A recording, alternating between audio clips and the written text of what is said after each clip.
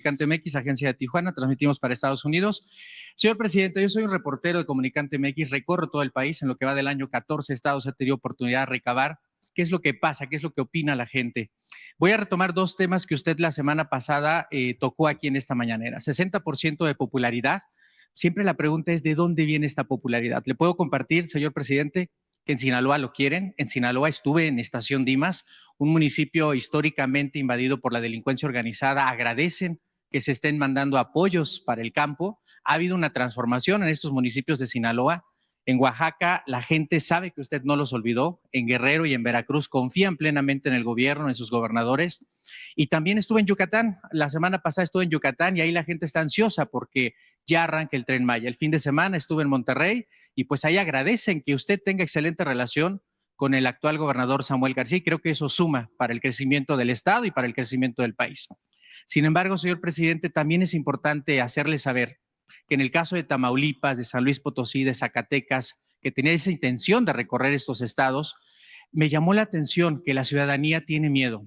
Gustavo, no te arriesgues, llega en avión, no andes en carreteras porque ahorita la situación está complicada. Para nadie es un secreto lo que hemos visto en las noticias, secuestros recientemente, enfrentamientos del crimen organizado. Y usted la semana pasada aquí en esta mañanera, señor presidente, usted comentó que estaba a favor de cualquier propuesta que hubiera, siempre y cuando no hubiera violencia. Yo le quiero preguntar, señor presidente, en estas reuniones que tiene todos los días con su gabinete de seguridad, a una semana de que usted dio esta declaración, ¿alguien de su gabinete ya le presentó propuestas para que en este último año que le queda de gobierno pueda darse una solución en esos estados de Guanajuato, San Luis Potosí, Tamaulipas y realmente podamos llevar paz a estos estados? Estamos trabajando en eso. Mira, yo acabo de estar en Tamaulipas, he ido desde que está el doctor Américo Villarreal, creo que en 5 o 6 ocasiones. He estado en la frontera, he estado en Altamira, en Tampico, y vimos, bueno, allá llevamos a cabo una reunión de seguridad,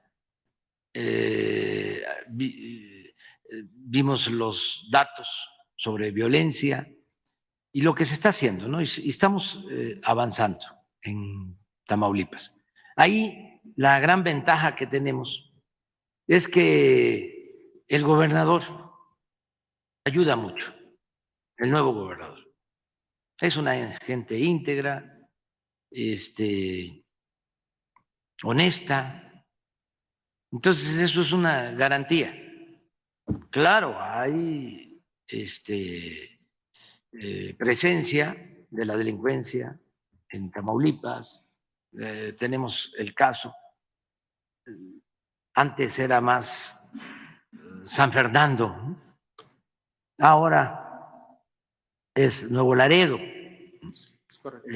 Ahí es donde tenemos más problemas, pero ahí estamos creando todo un sistema de seguridad que va a ir consolidándose para garantizar la paz, la tranquilidad. Ahí, por ejemplo, en Nuevo Laredo, y aprovecho también para decirlo, están queriendo regresar a lo que era el cobro, la extorsión, el cobro para poder llevar a cabo un negocio, incluso el derecho de piso, incluso queriendo quedarse con negocios. Aprovecho también para informar que ya estamos actuando sobre eso y no lo vamos a permitir de ninguna manera. Entonces, ahí vamos.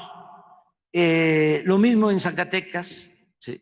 Hemos tenido momentos muy difíciles y se ha ido atemperando el problema. Señor presidente, Guanajuato Guanajuato sí es muy difícil y fíjense que en el caso de Guanajuato tiene que ver, entre otras cosas, o sea, hay varios factores, pero hay uno que es el que debemos de cuidar, el narcomenudeo, el consumo de cristal, no solo en jóvenes, sino también en trabajadores.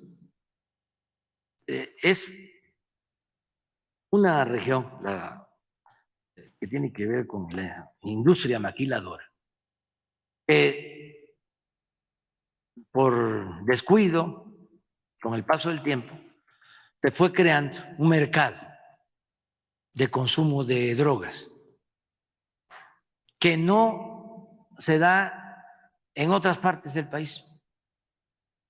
Bueno, no es lo mismo este consumo de droga en Guanajuato que en Jalisco, ni en Michoacán, ni en Sinaloa, ni en Tamaulipas. Es algo muy especial. Entonces, ese consumo de droga, ese mercado, es el que produce enfrentamientos entre bandas y homicidios. Es de los estados con más homicidios. Es estado que representa el 12 hasta el 15% de todos los homicidios del país. Y es eso. Entonces, ¿cuál es la lección? De que tenemos que evitar hacia adelante y para siempre el que no se arraigue el consumo, no tengamos demanda de drogas, porque son cosas distintas. Una cuestión es el narcotráfico y otra cosa es el consumo. Y es lo más difícil de enfrentar, ya la etapa del consumo. Lo que están viviendo lamentablemente en Estados Unidos con el fentanilo, que es gravísimo ya a ese nivel, porque pierden la vida 100,000 personas por el fentanilo y la mayoría jóvenes. Entonces, eso no sucede en nuestro país.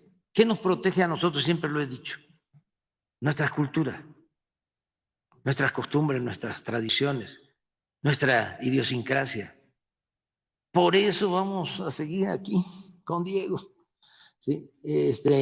Recordando nuestro pasado glorioso, nuestro origen, nuestra identidad, fortaleciendo nuestra identidad, ¿sí? Porque eso es lo que nos ha protegido siempre frente a todas las calamidades, nuestras culturas. Entonces, por eso es que no hay una preferencia en el mexicano por la droga. No hay una necesidad de consumir droga como en otras partes, porque hay más valores culturales, morales, espirituales. Claro, se han deteriorado mucho en el periodo neoliberal. Creció mucho el individualismo, la mancha negra del egoísmo, pero se mantienen los valores en el México profundo. Y el caso de Guanajuato es algo para llamar la atención en ese sentido. No permitir eso. Por eso las campañas que tenemos de información a los jóvenes, de que no se caiga en el consumo de las drogas y sin duda la mejor fórmula para atender el problema, porque es lo que me preguntas, es lo que vimos hoy, porque me dices, a ver, ¿qué le han dicho o qué le dicen los miembros de su gabinete? Yo mando a pedir información, estamos pendientes de todo. Y nuestra fórmula está funcionando. Lleva tiempo, pero es lo más correcto, atender las causas, entender que no se puede enfrentar la violencia con la violencia, que no es con medidas coercitivas como se resuelve el problema, que hay que atender el mal haciendo el bien, que la paz es fruto de la justicia. Entonces, sí invertimos, no gastamos en desarrollo social, en educación, en salud, en atención a los jóvenes, en pensiones, si mejoran los salarios, si hay empleo, todo eso, y se fortalecen valores, nos va a ayudar a tener una sociedad más segura, una sociedad mejor. Y les voy a mostrar un dato, a ver si le pides a Rosa Isela lo del dato sobre abandono de la escuela. Sí, deserción escolar. ¿Cómo, sobre todo en el nivel medio superior, que es el más delicado porque es el de la adolescencia,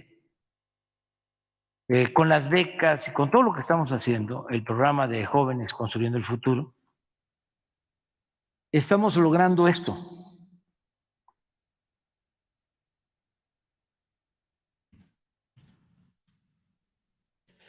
Miren, en media superior, 18-19, 13% de deserción.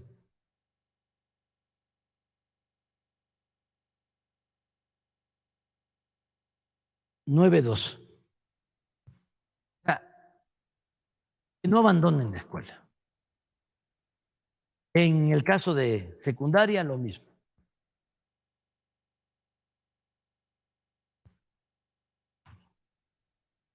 Aquí, igual, se ha mantenido, vamos a decir, superior, nivel universitario.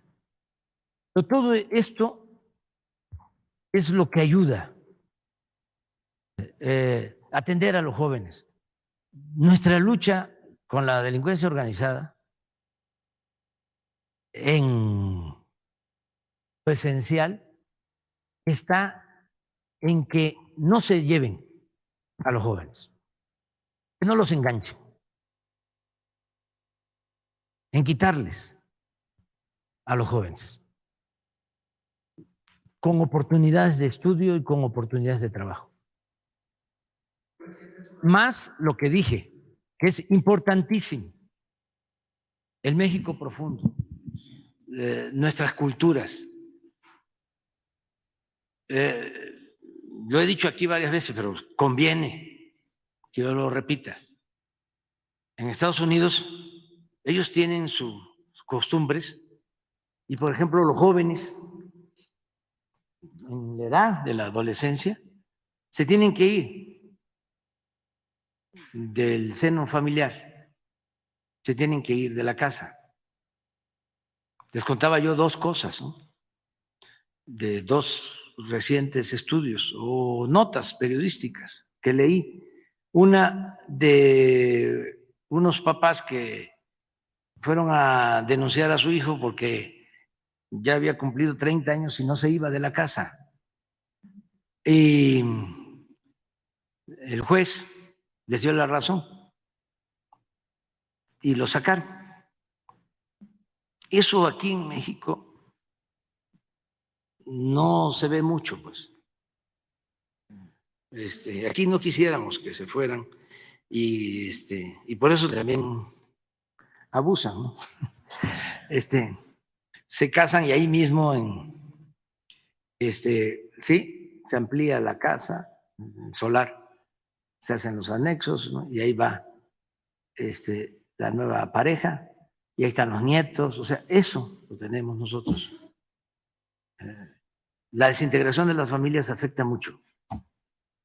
Acabo de leer otro, hace como 10 días, de unos papás de Texas con sus dos niñas, adolescentes, donde les dicen, yo creo que ya lo dije, pero bueno, no está de más repetirlo, donde le dice el papá, que ya se tienen que ir o tienen que aportar $300 mensuales, o sea, para sus gastos. su comida y su hospedaje. El papá dice, en una lógica, ¿no? Además, debemos de reconocer, aceptada por muchos, de que tienen que saber que todas las cosas cuestan. Tienen que aprender a que todo cuesta. Entonces, si no tienes los $300, no puedes vivir aquí. Si compras tu despensa, nada más creo que eran $200 mensuales, pero siempre y cuando comprara su comida. Eso aquí no se ve. Sí existe esa concepción, ¿no? Que todo cuesta, ¿no? Pero tienes que aportar si quieres tener comida. No, aquí se dice, le vamos a echar más agua a los frijoles,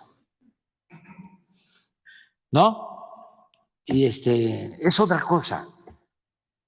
Entonces, la atención a los jóvenes, el mantener integradas las familias y no descuidarnos en lo que tiene que ver con el consumo. Porque los homicidios en Guanajuato son fruto de eso, del consumo. Me decían algunos empresarios que cuando hacen sus análisis antidrogas, cuando van a solicitar empleo, ya en algunos casos, 7 de cada 10 están consumiendo. Sí. Entonces, eso, no. Y ya estamos trabajando en Guanajuato. ¿Trabaja bien con el gobernador Diego Sinue? Sí, es una buena persona. Nada más que no coincidimos en el manejo del tema de justicia. Es correcto. Por el fiscal. Lleva mucho tiempo, mucho tiempo, y no ha dado resultados. Esto no es un asunto partidista, ideológico, político, es de juicio práctico. ¿Cómo lleva 12 años y no resuelve el problema?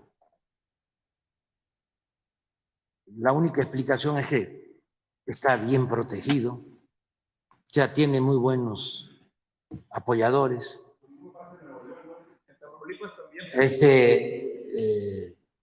Pero eso no puede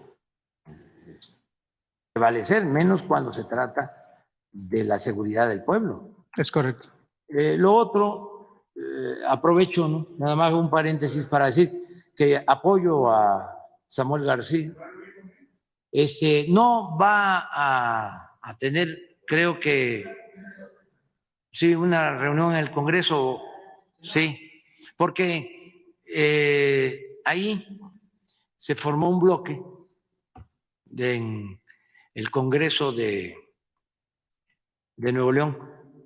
Él llega, gana, porque así lo decide el pueblo, pero no tiene mayoría en el Congreso. Entonces, los del Congreso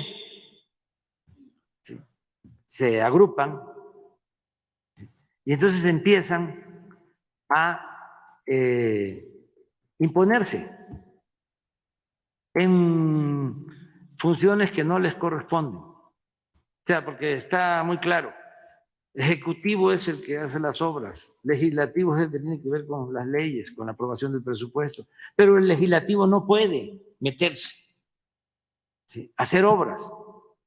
Y entonces lo obligan a destinar recursos para determinadas obras, determinados ayuntamientos de los partidos que tienen mayoría en la Cámara de Diputados, en el Congreso local. Pero yo no estoy de acuerdo con eso. No pueden haber esos chantajes. Y ahora, lo peor de todo, y esto ojalá y se revise hacia adelante, es que se eligieron a fiscales con autonomía completa. Y estos fiscales muchas veces llegan a tener más fuerza en los hechos que los gobernadores. Ahora, creo que ayer,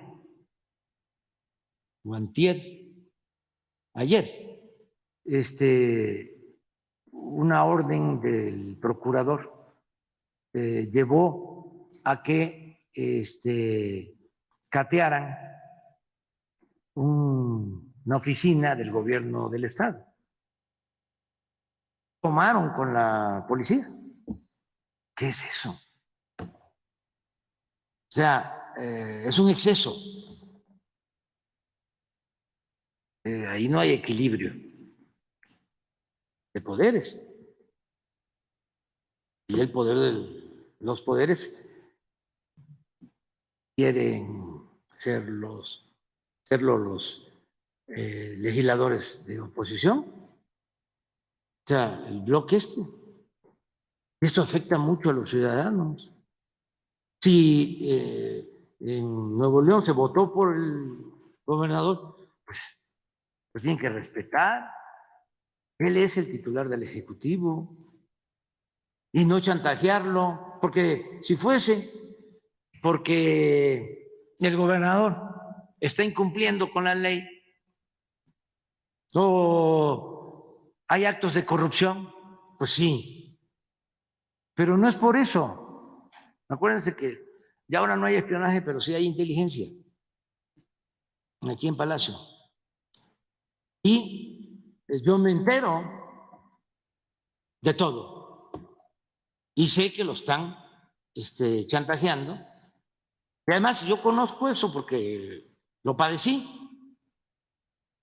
Cuando era yo jefe de gobierno, había un señor del PAN, creo que diputado en ese entonces, luego llegó a ser senador y debe estar por ahí encumbrado. Dorin. Sí, que llegaba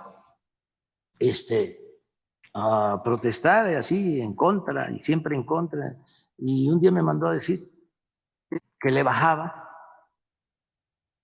si yo intervenía para que una denuncia que habían presentado en la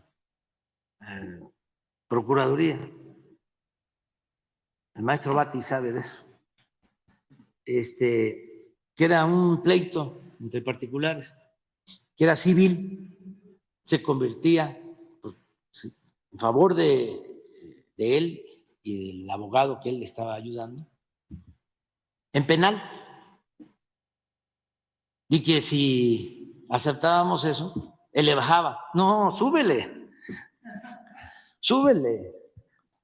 O sea, pero así es, ¿no? Bueno, lo que pasó cuando aprobaron la reforma energética fue extremo, una gran inmoralidad.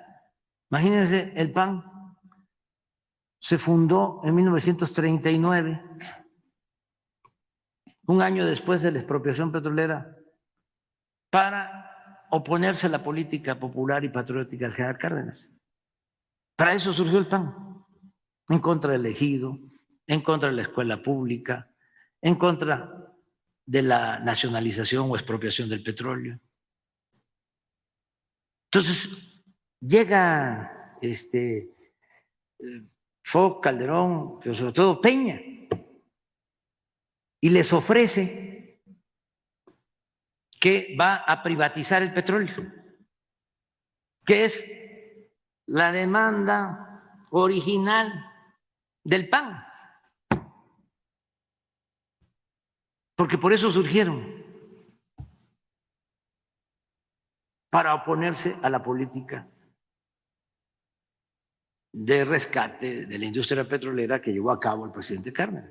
Bueno, en vez de decir gracias, ¿no? Voy a votar por la reforma energética para que se privatice el petróleo, porque es parte de mis principios, de mi diario, de mi programa, desde el surgimiento de mi partido, es parte de mi doctrina.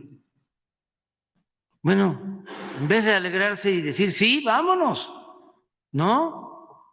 Dijeron, sí, está muy bien, pero ¿cuánto nos vas a dar? ¿De a cómo va a ser? Porque así está en el testimonio del director de Pemex, que está en la cárcel, Los detenido, mochis. ¿sí? Que le ordenaron darle dinero a los legisladores del PAN para que votaran A favor. por la privatización del petróleo. El extremo. O sea, bueno, ¿dónde está la doctrina? ¿Dónde están los ideales? No, puro dinero. Entonces, regresando a tu planteamiento, sí vamos a seguir trabajando en el tema de seguridad. Estamos conscientes de que nos falta. Tenemos que seguir avanzando. De acuerdo, muchas gracias, señor presidente.